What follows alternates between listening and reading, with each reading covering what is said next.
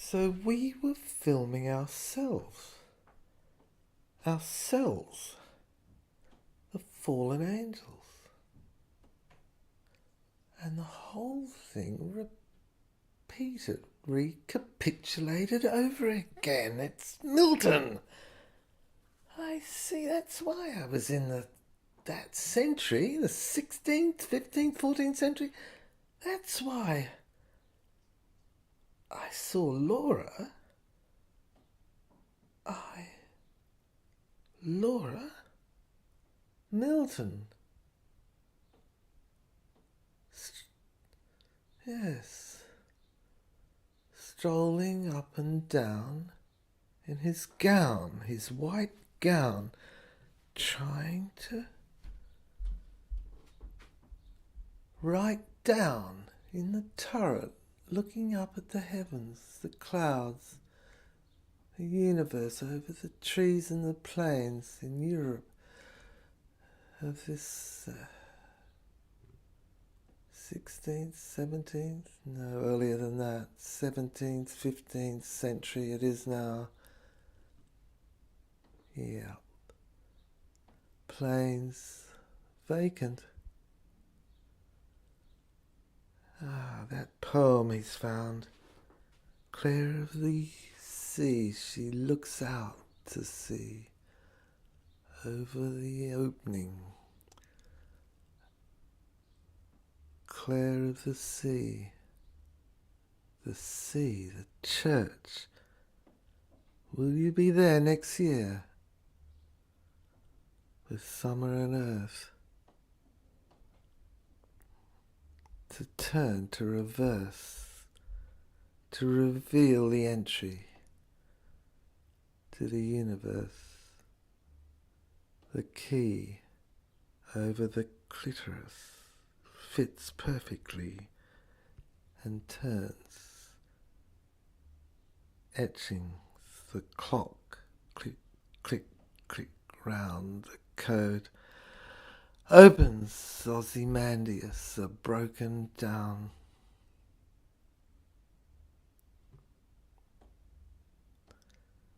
to enter and disappear. This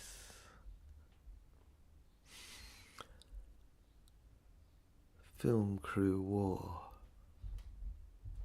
Here it comes again. Quick, get out. Get out. Quickly. Get out. Get out. Quickly. Squeeze through. That's it. Squeeze through like Jonah in the whale. It's like a vaginal wall. Oh, it's opening now. It's a membrane. Yes, it's easy. It's jelly. Got it. Quick. Stroke up there. Up the entrance behind the clitoris. Yeah, that's been drawn in this huge Ozymandias female side that's become perfect and white marble and ivory and Laura. In and up the vein, out behind the head. That's it. I'm coming forward. I'm getting onto the balcony and there's the crown above. It's Spike. I've got it. I'm out. It's so... Good God. I can hear the people. New York. Statue of Liberty. Balcony. Crown. Dome. I'm outside the eyes that the French gave to the United States to commemorate the face of Antoinette secretly inside. I see, look at them. I can see them. There it is. Time's changing before my eyes. I've still got the secret. I've brought it back with me. The time machine, pirate machine, is hidden behind the pituitary gland, and it's the brooch, the ruby, and I can keep it for all time, and I can use it. Look, I'm twinkling. The music changes. There it is, 1930s, New York, Fifth Avenue, streets, the Pinners. There's the department store above Macy's. God, there's Vera Miles dancing, the 50s. Oh, this is wonderful. I can see it all. I can live in the eras that brought me joy. The flick of a finger with this switch turning orgy. Oh, I've got it now. I can see. Each of these forces are creating inner alliances. Sometimes they're thwarting my voice, my ability to make vowels and sounds. Yeah. Spit it out. Right. But Jersey forms an alliance sometimes with the light. Exactly. Miragold. Sometimes black forms an alliance with white. Sometimes evil forms an alliance with good. Sometimes evil isn't evil. Evil isn't black, necessarily. It's white. Evil is white. Other times, white is evil, black is good. They're just labels. They're just descriptive names that have nothing to do with the person. But the point is, different alliances are formed. All the characters, Richard Marble, James Devine, they form an alliance at one time. Then Geoffrey Pringle, in my mind. Then Jersey, she forms an alliance with Geoffrey Pringle. Then it switches. Then she forms it with Von Heydrich. Then with Richard Marble, etc., etc., etc. Sometimes Miragold forms it with Geoffrey Pringle. Yes, all these women in there on the left side, they're all, if you look into the mirror, you can see them. They're all down there shining yellow, and they're forming an alliance in levels with the right-hand side. It's an executive kingship crown, monarchy. It's the monarchical mirror in heaven. Heaven being outside the narrow definitions that we've in the West developed to express ourselves. Right. It's the phenomena outside the narrow, slab or coffin, I call it. Yeah, if you've got no growth. Right, say school thinking, education, legal thinking, just narrow, solicitor thinking, just thinking in a certain way. At time, it's not necessarily what is.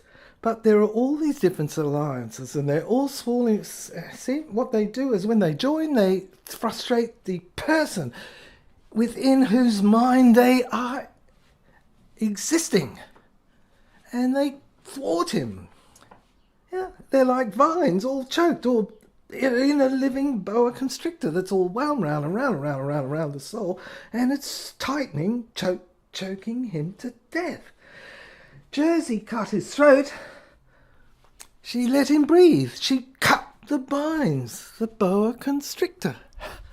Yeah, the chains. She let him breathe.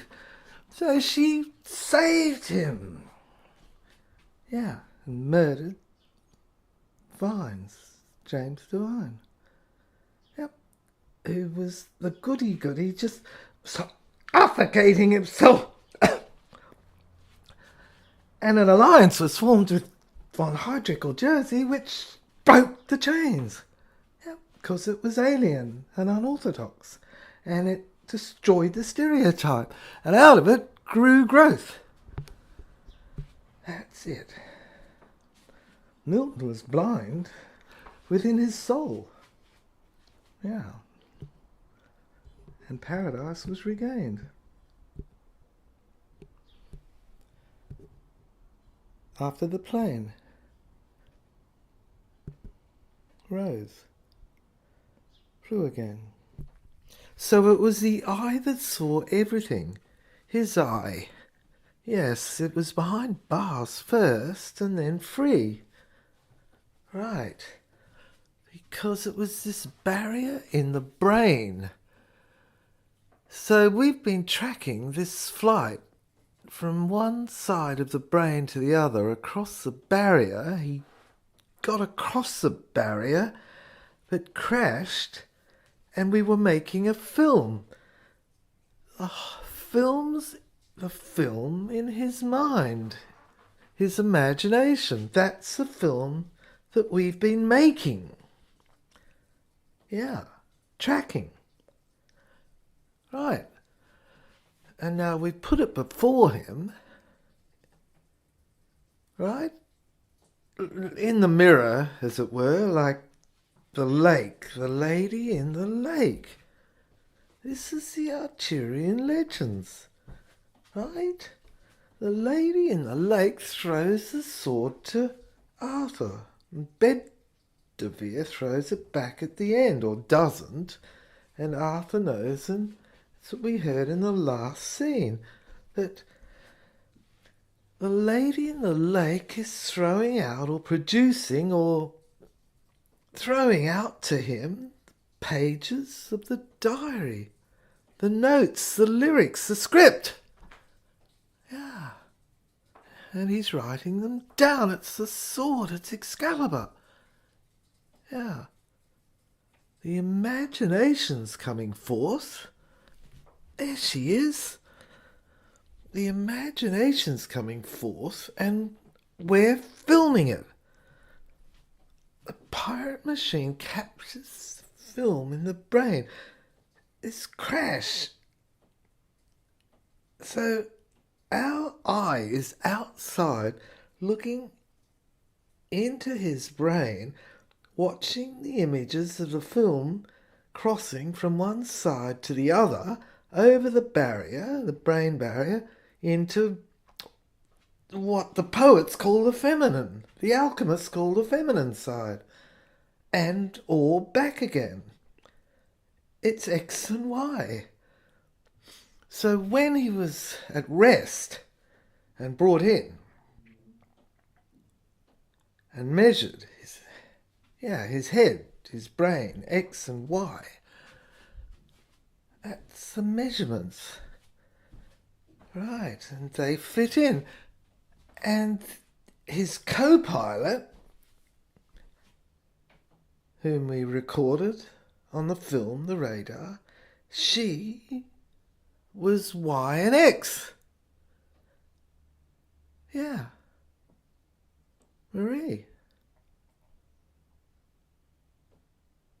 That's it. We were making this film.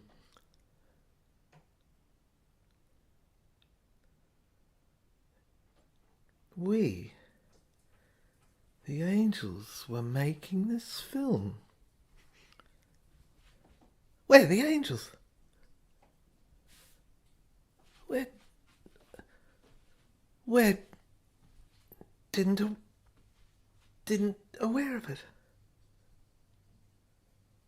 Of course, we're Lucifer, half angel, half human. We're stuck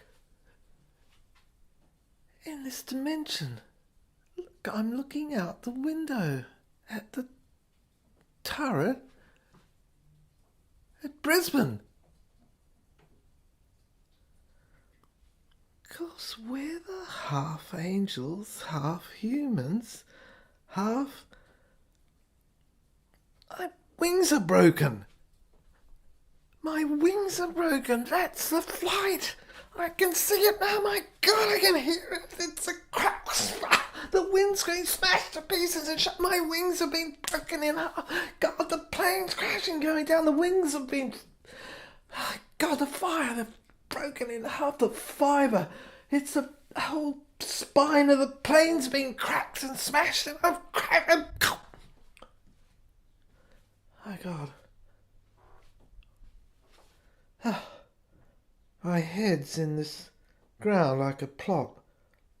Whole body stuck off like the back of a rocket or a ship or a plane crash. Charred body. It's just a frame now, trickling, flickering of flames. Head's buried, I'm suffocating, I've got to dig myself out. This coffin. Swallowed up area. Can't breathe. It's like I'm looking straight into a flat wall, a dirt wall. Yeah. As if I'm faced by it. Thank God, that's it. Extricate myself out of this body. Oh God, thank God. It's dead. Right, I can stand outside the body now and look at it. What's it got on the side of this plane? What's it say? SS Spirit of what? Lucifer? Ah, yes, I see. God, as I'm blinking and looking at it, it's a ship. HMS. My God, I see. Right. We must have come down and crashed from God up there. Yeah. Killed. Dismembered. Right. I see now. This is the Mary Dear, the wreck. Pick up these broken wings. Gotta try and get them, paper mache them together again. See if I can work them out. See if I can fly. I used to fly. Used to be able to fly. Used to be able to work. All I'd do is just think, concentrate on Audrey, and snap! I'd fly instantly. The other dimension. Like a whip crack. Bang. So that's really what the wings were. The metaphoric. Okay, so I'm stuck in now. If I can breathe very well. There's not much oxygen. God, I can see my God, what's that coming over the horizon? My God, shooting. My God, it's a film crew. My God, they're just riding past. Shooting. I get it now. My God. Someone in there's for real, though. They've shot him down and they've trampled on him and killed him. And my God, there they are. They're expressing it now to a camera and being paid a check. Oh, God, now they're going around and doing it all over again and chasing. Oh, I recognise him. It's number 1 of number 10 of that group that they had that they put in there that got stuck. Right, I get it now. There's no one else. This whole place is just utopia. Free land, yeah. Oh, I got it now. There's camera crews galloping around and showing it to... Who are they showing it to? Just a few. 4 or 5. Yeah. Watching. Having a few drinks. Getting bloated. I see. Dolls. Nobody else now. Right, if I can get these wings fixed, I can fly out of here. It's a key. Vault.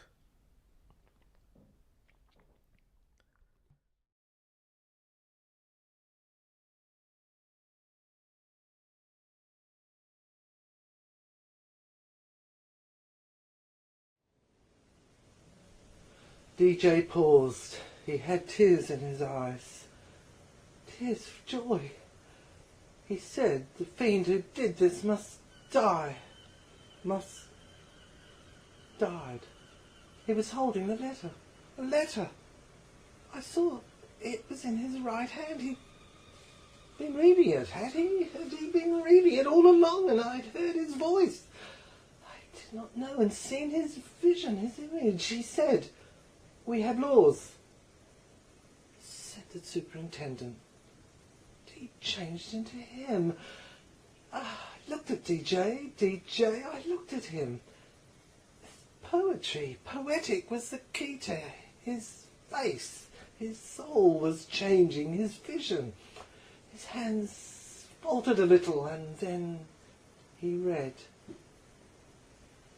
As if in another voice, as if V.H. von Heydrich could see a way to access a means by which I could take over authority and usurp the secret of the brooch, the strange case of the brooch of Magdalene, the mountain, the saint. See it on the map, the mount, the Calvary. The mother's jewellery was worth millions, multi-millions. And it was a brooch that lay in its centre. All I had to do was discover the safe in the centre and its combination, in which was the witch. I believed it was she who was held like the damsel in distress in a prison cell. She had the secret. The vamp I had to interview and get it. In chains she was held up against the wall. She was beautiful, and I would seduce her and get it out of her. Yes. The code in the brooch would reveal the sea, and I could sell its area, the knowledge of it, the map to it, the secret to El Dorado, and finance the serum I needed to change my face from von Heydrich to Jesus and have peace. That's why I breathe. I make my claim now. DJ, my other face, has located the diary. I can see him through the pane, the window pane on the side of I, the panel in the wall, in the shroud in which I stand and we. Yes, it operates as a three-way mirror, clear through, between the lounge in which he stands and the bedroom, and I and Emily. He finds the diary is worthy, said Emily. Yes, it was Suzanne, her sister, her twin, who enticed me. The Lorelei.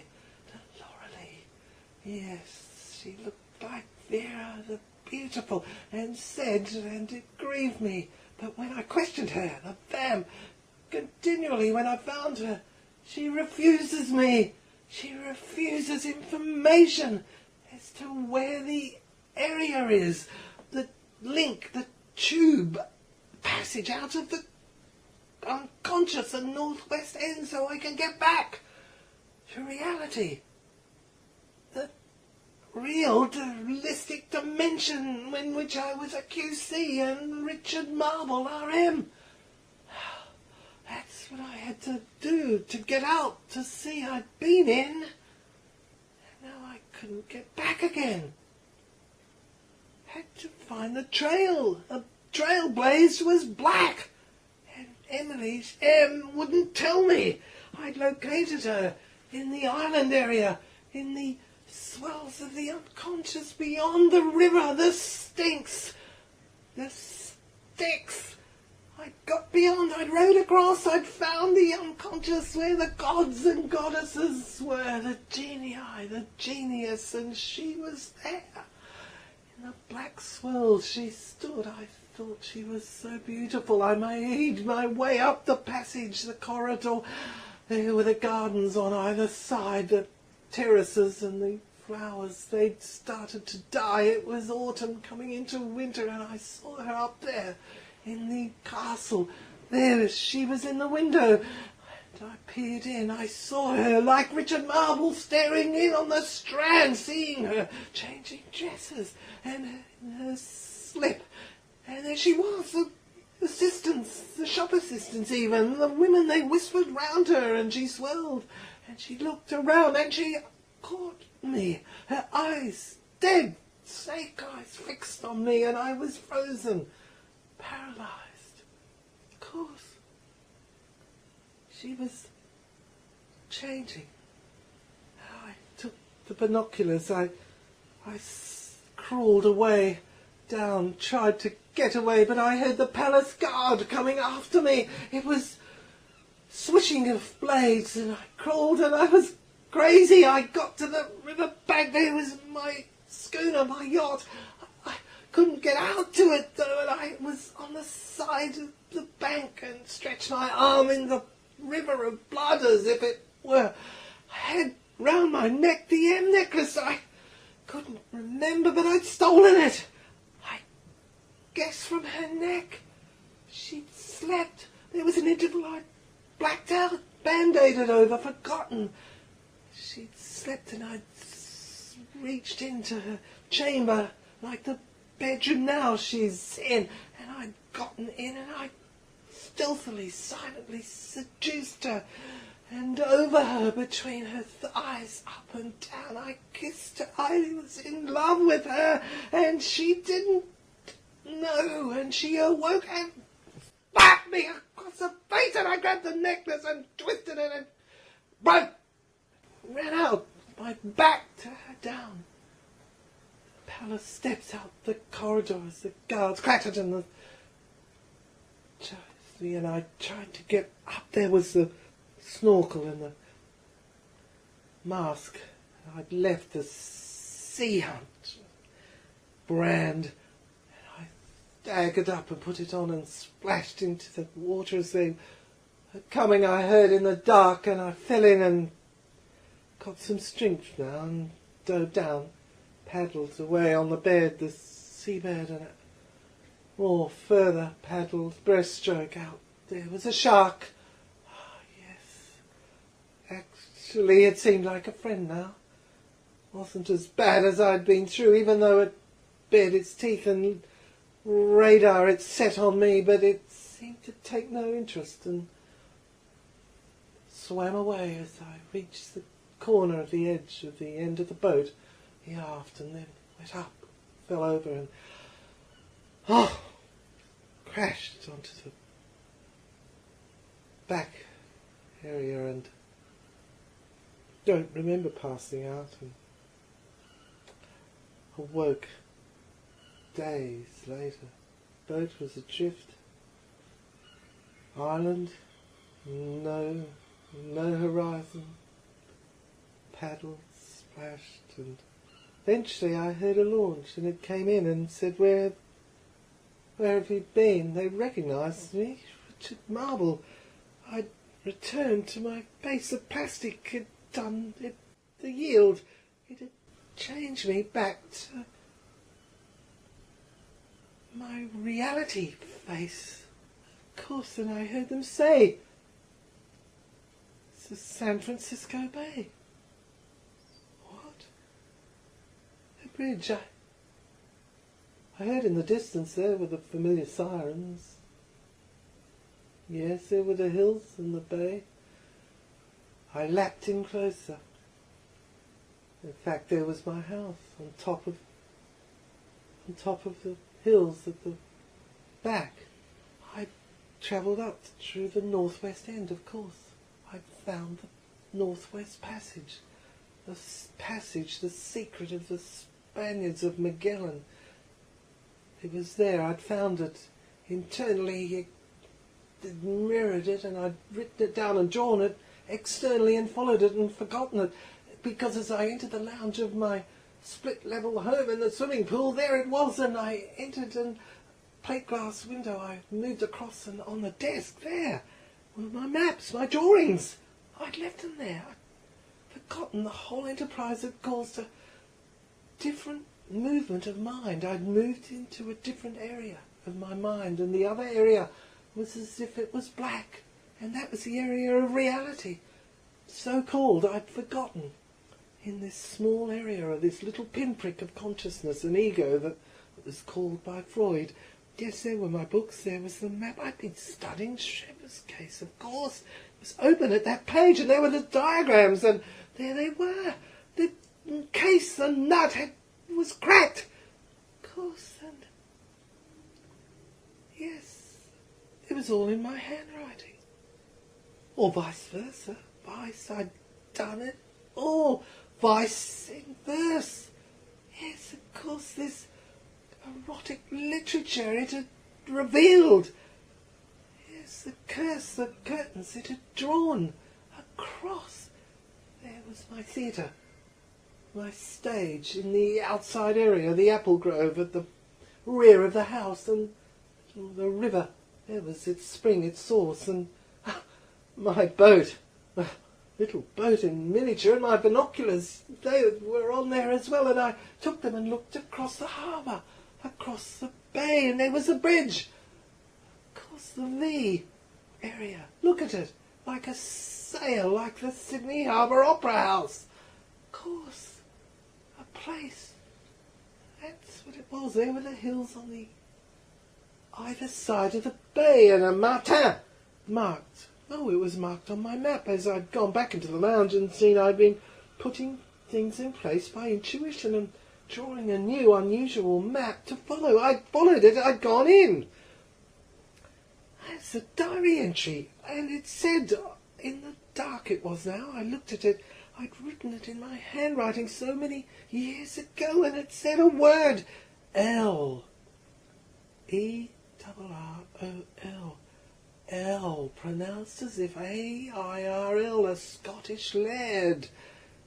And it had a drawing of a schooner that was down by the wharves, parked as it were, and there I saw a man in a barry, and he looked like Errol, L, and he was beckoning, motioning, beckoning his head, throwing it over his shoulder. There I saw a hand pointed a finger, and it went down in the darkness to the jetty, to the edge of the wharf, where was the schooner, the sail, and it was a date marked on this diary entry, 1976, before I had met Louise, them all.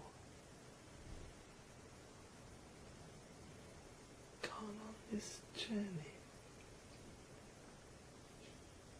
Film. 1930s, 50s. To X. X. Here. That.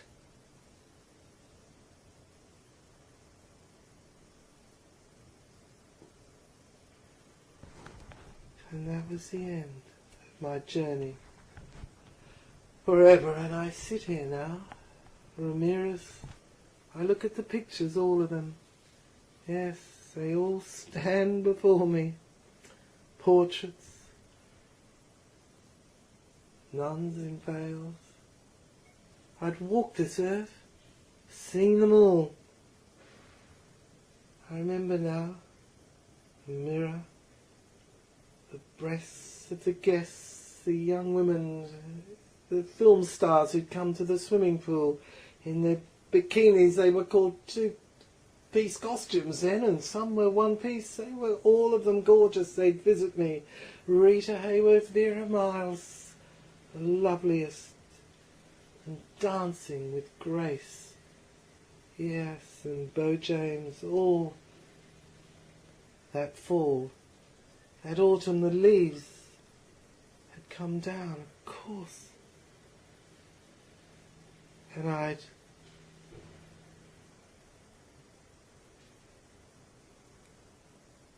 as I looked over San Francisco Bay that morning, the next morning I'd come home,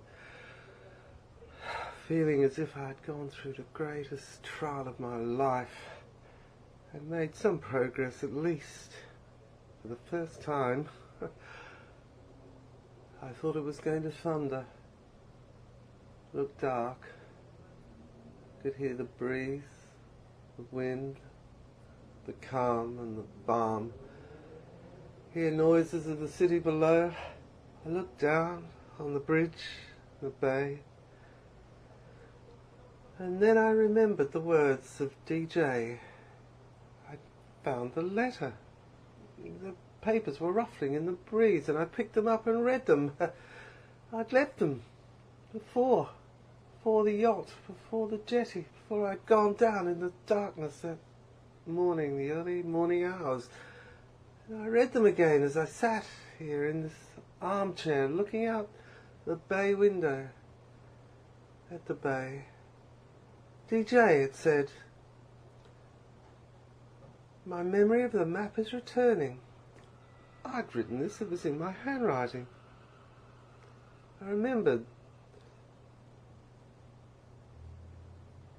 I'd said, do you know the handwriting? The detective, when I'd been the detective, I read on. DJ, my memory of the handwriting is returning, and it formed the map. You have found the diary. The hour is here. The right hand of my watch has stopped, and that of the clock, that is the hand of the left, has crossed to be interlocked on the anniversary of.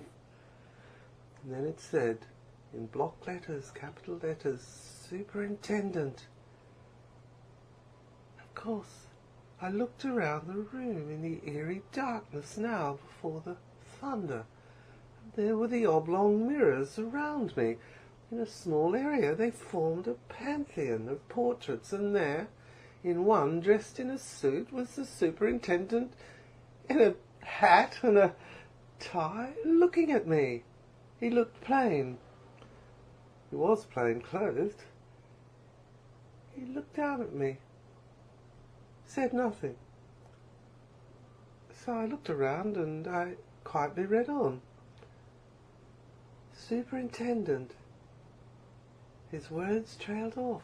Detective. I looked up quickly. There was the detective. He flicked into the oblong mirror. A slight left stage, you would call it, in the theatre. In front of me. There he was, looking at me, staring. Yeah, as I read, I was sitting in the middle in a chair with this ruffling pages of the diary in my handwriting. I caressed it, and for some reason it seemed like what we used to call tracing paper. Yes, I held it in the palm of my hands. Of course, I remembered now. Touched my throat. Of course, the Observer. The Electronic Eye. There was a drawing in my diary. I suppose you'd call this letter diary letters.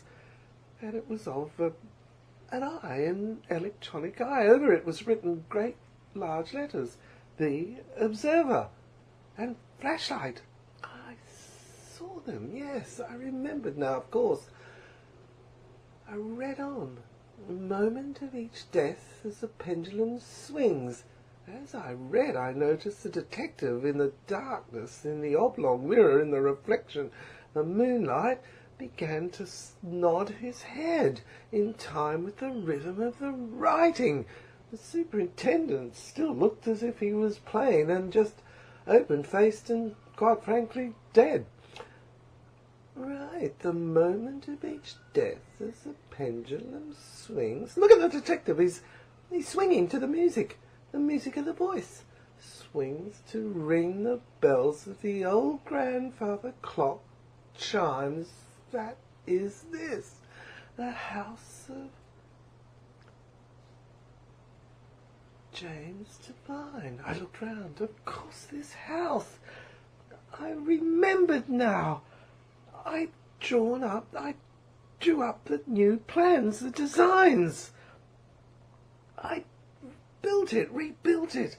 This modern split-level home, ranch style really, in glass panes and windows that slides and verandas outside overlooking the bay and pillars either side, and I'd walk out and put a hand to one pillar and look out in my captain's outfit. Of course, I built this house according to new plans myself, over the site, the hill, the old house, Princess, the old mansion I'd called it, Swan Road, an alternative, resurrected, over it, the old house.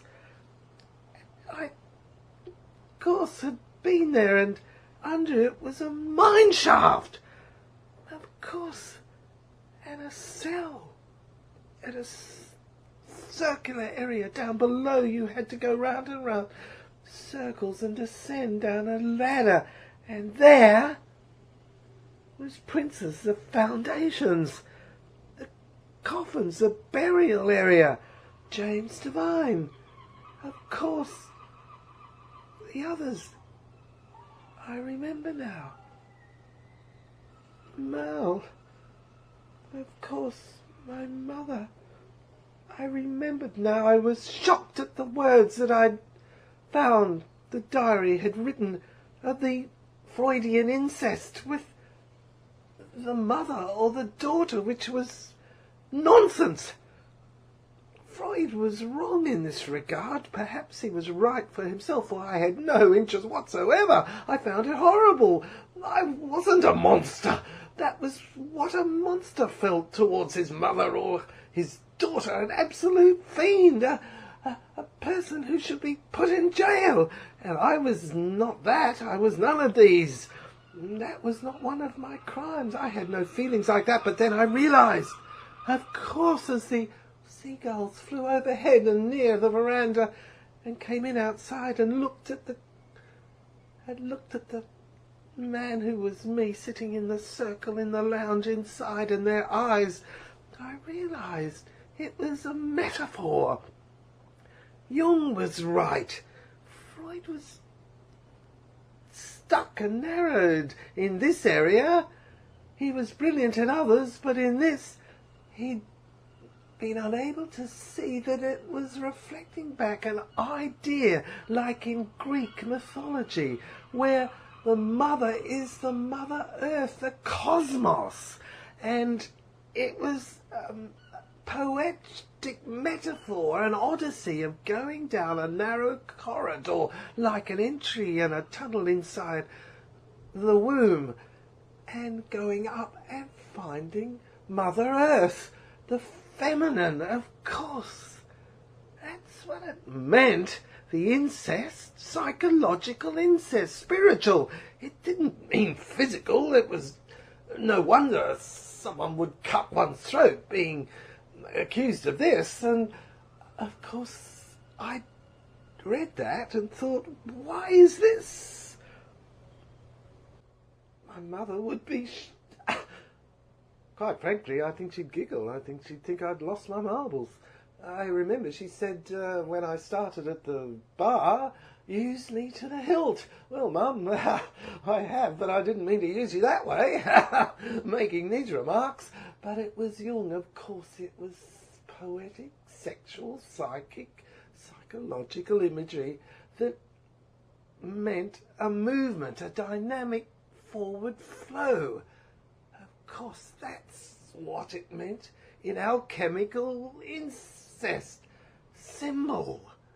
Yes. He'd gone up the narrow area into the cosmos area idea, and a fence like partition had opened, and he'd gone in and found through the cosmic woman the area, the SOS had reflected back, and that's why I had the portraits in my room of the women, because I reflected back through the transmission in the area in my brain that was electrical, the battery, the box. I'd think of her, put the slide in, the little box in my brain, it would register, then it would reflect back electricity to the picture, and bingo! The fence opened to the area of the cosmic mother, the universe, and there in another space-time level, for example, Rita would receive the signal and bingo, she would appear in front of me. There. Or Audrey. And we'd talk. It even worked with living people. I wondered whether that was... Of course, there it was again. Now I remembered why I'd left. I'd had an absolute collapse from this tragedy of the city outside. Yes. But of course I'd sent the signal. Of course. That's what this re-entry into the womb of the mother meant. Or the daughter. What a ghastly thought in reality. And yet that's why it had been mistaken. It wasn't meant to be physical. It was meant to be a painting, a drawing of an idea of springboarding to the universe, another level. Of course, a magnetic pull to her. You thought of her and bingo, the process worked, and that That's why I had to clear out the earth, the muck inside the circle, the system. Of course I remember now. Sister Hilary had given me this knowledge many years ago in the monastery. And yes, of course, she'd been there many years ago. Of course, and now I knew it meant what I'd been doing.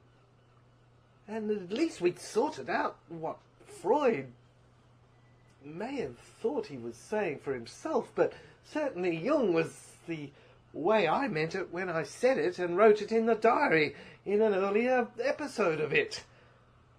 So there we were. But this didn't deflect from the fact that of course, I'd done the other areas, the plans. Of course, I built the new modern house. Jack London house, I called it, like the type he had in Oakland, the ranch. And my sailboat was down in the jetty, of course, but I built it over the mine. And it had been a new design, and my God, the shock! Of course, I now remembered back. I had to read this ruffled letter. Go on, quick, quick. I clicked my tongue in my cheek. And there the letter came back to me. Yes, I'd closed my eyelids for a moment when I'd remembered back the designs and the plans, the builder, the architect and the plans. I'd remembered he'd said, yes, architects will come in, they'll come over here. I'd been dragged in. I'd imagined myself dragged into my own new house I'd built round me. And I'd had the plans, and I'd somehow imagined that I'd built the walls around me and that they'd squashed me in. I mustn't have wanted to relinquish the old mansion, the house, but I'd lowered it down underneath, and you went down. You opened an aperture, I called it, for my head watched it, and went in as if I was wearing a miner's lamp, and the ray went through the tunnels in the dark, and like a little boy, that's right, I went in as if I was entering a womb. Of course, that's why Freud designated little eyes and eyes. He used it to indicate a force, an impetus that we are, that's almost impossible to explain, but it's another I. It's the other us. Air, for example, in alchemy, which has a purpose and an action and a force. It focuses, and outside us, it goes in. Another symbol is like a little boy, a Pinocchio, except he was wooden, and this one had motion and works. Goes in, and into the womb of the mine it went. Yes, of course. And down, and the searchlight worked. That's how I saw it, and into the well, and down to the altar. I call that area, that room, Evelyn Live. Yes, of course, I had to read the letter again, for it opened. The detective opposite me was nodding and motioning his head as I read, and I could hear his voice. It was a version of mine, and it said, "The moment of each death, as the pendulum swings to ring the bells of the old grandfather clock chimes. That is his, the house of James, the Vine and Emily's, the Marquess and Marquis, to form a line." I heard the chimes as I was reading. A line fell across the floor, a light. I followed it. I stood up, and quick, as I was holding the letter, I clutched. I walked along it quickly to form a line on which is the rightful beneficiary swinging in. And oh my God, I opened the cupboard and I found myself hanging, swinging on either side like a straw scarecrow man, dead, swinging.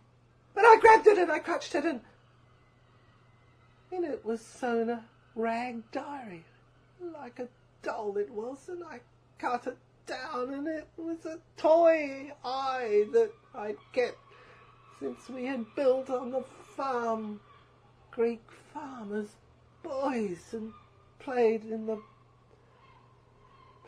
river that streamed through the farm. It was just a guy. Fawkes. I saved. A witch I'd saved from burning. I put it down. I'd cut it with the knife. The knife lay next to it, of course, and I realised that I'd kept it all these years. It was a dagger from the days of the Musketeers of Lady de Winter. Yes, that's the altar downstairs, I thought. I started to scramble down the ladder as I clutched the letter, and I held a lamp. I grabbed it as I went past the table, and I was reading at the same time. The last page unfolds the letter, recalls the opening. The detective, I heard his voice.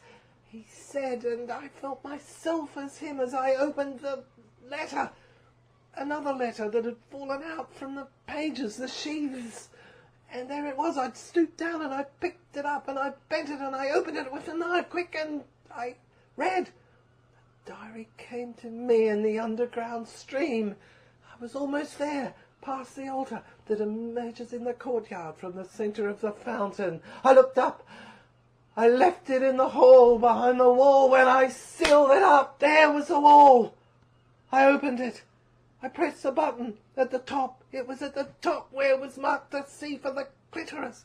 It opened. It started to open. Automatic. Either side moved apart. And there, I read as it was open, and I saw an Egyptian marked. A coffin of the area. Yes, a moth flew up into the light.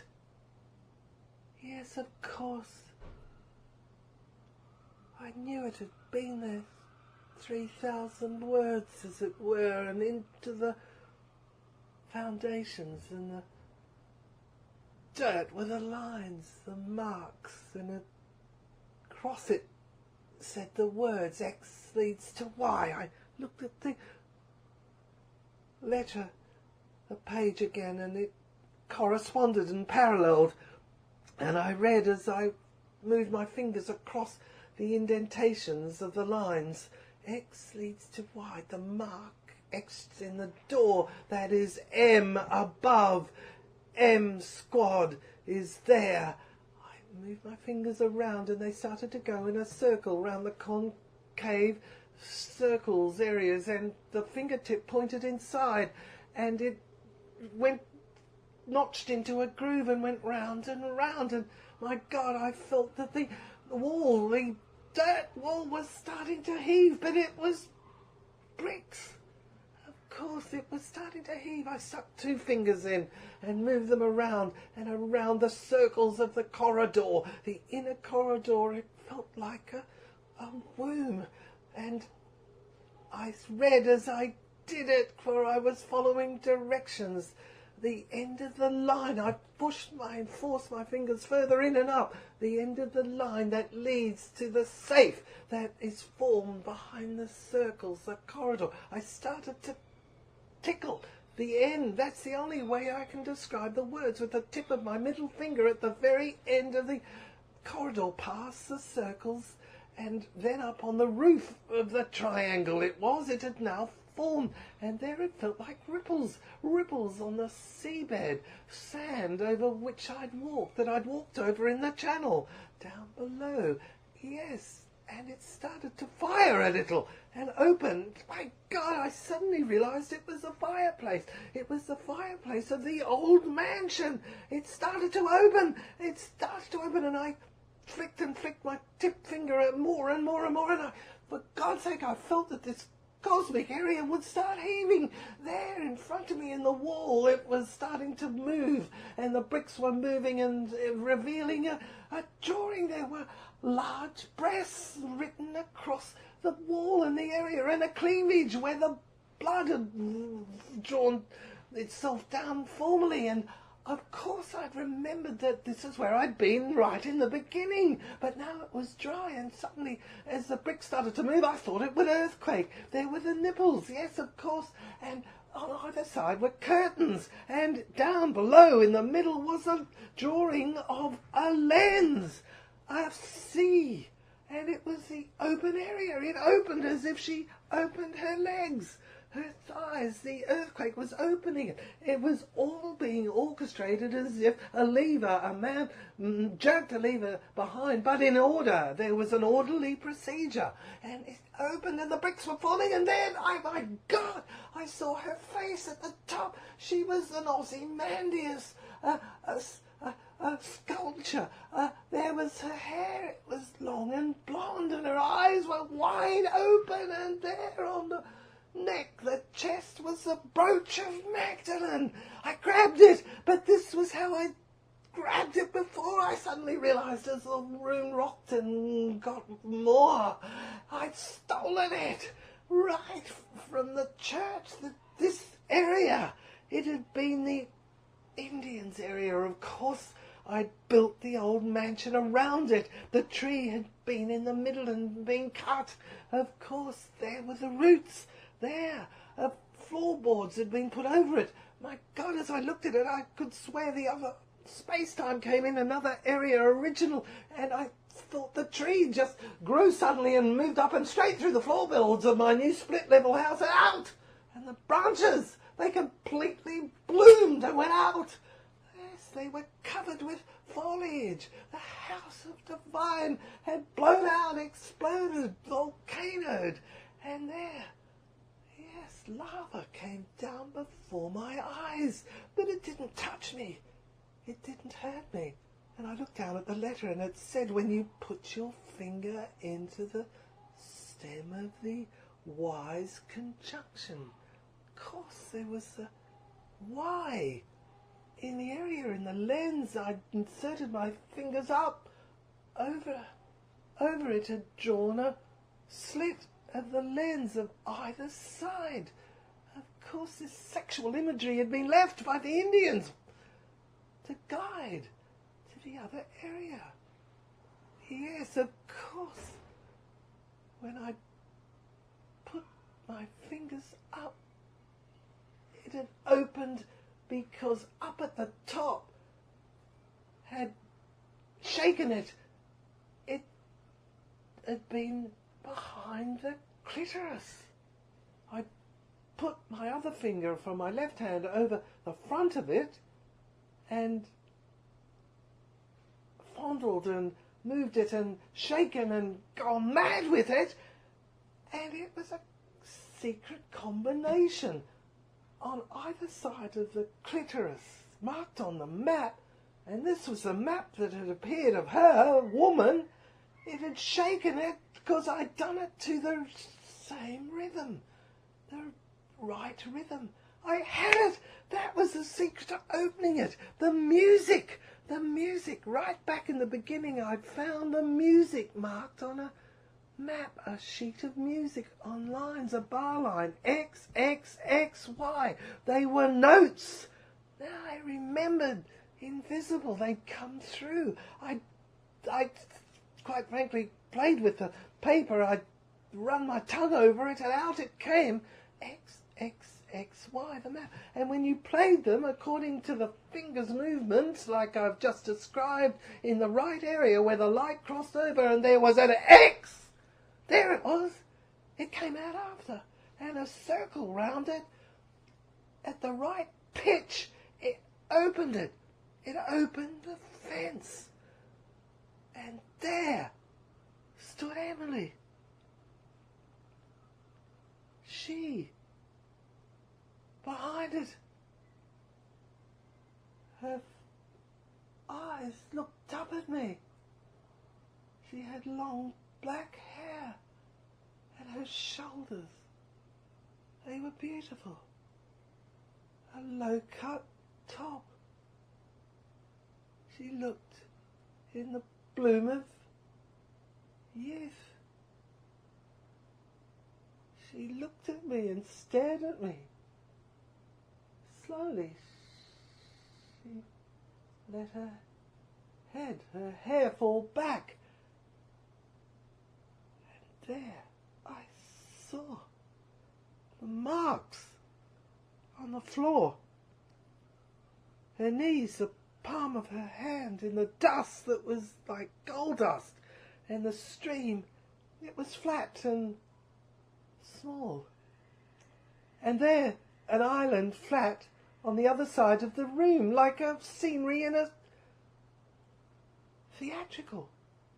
On the other side, of course, the marks was a bath, an old Victorian bath of 1897. There was a mark as I ventured in.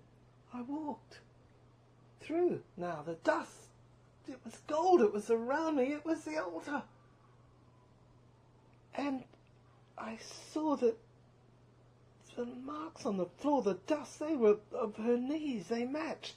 And her palms, I saw the veins. There was the tree in the palm of her hand. They were etched in, exactly. But she looked freshly made, comely. Of course, I realised now she'd crawled across the floor, around the ears, as it were. My God, the alarm! Of course it had been set off by the fire. The fire I'd felt in the hold when I'd opened the fireplace wall. I hadn't heard it because it had been in the other dimension, and now I must have entered it because I couldn't hear it any more. Yes, all was quiet. She crawled round the tunnels that had gone round in a circle. How long had she been here? For 77 years, perhaps. Around in the old mansion. I'd locked her up. I'd sealed her off behind the cupboard in the kitchen upstairs. There was the back of it. I saw it up in the top area. She'd been locked up in this cell aside for many, forever years. Yes, of course, a princess, a Guinevere. And I'd drawn her, remembered, I'd forgotten I'd been walking around the house, the mansion, a zombie. Going to work, arguing cases in the courtroom in San Francisco. I visited London a couple of times. I was a QC there as well. See, in the present area where I heard the fire. It had gone again. I'd been admitted to 2 bars, both. I'd flown over to London and become a QC as well as an American attorney. A turning really, and like on a totem pole. And then I convoluted my voice.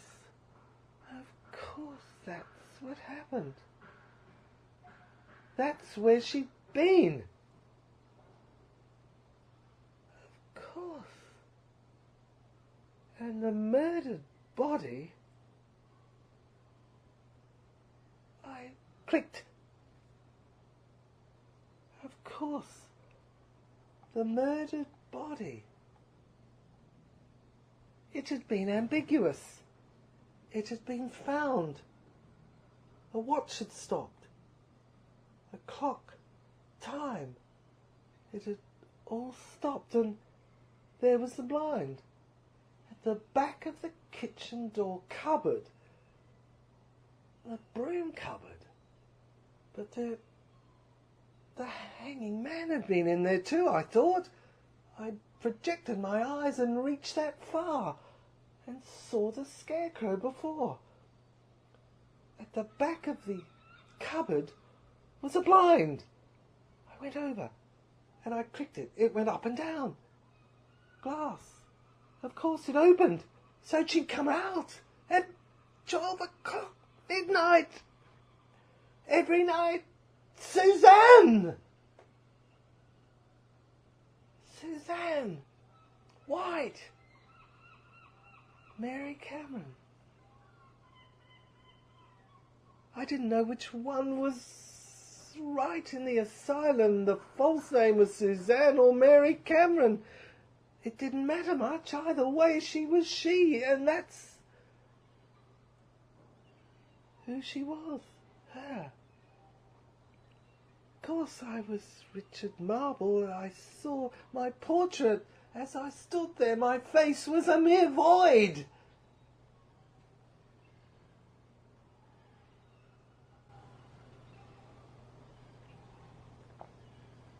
I couldn't work out why there'd been such mayhem in the world. I wondered. I'd been trying to work it out. I'd read Adler.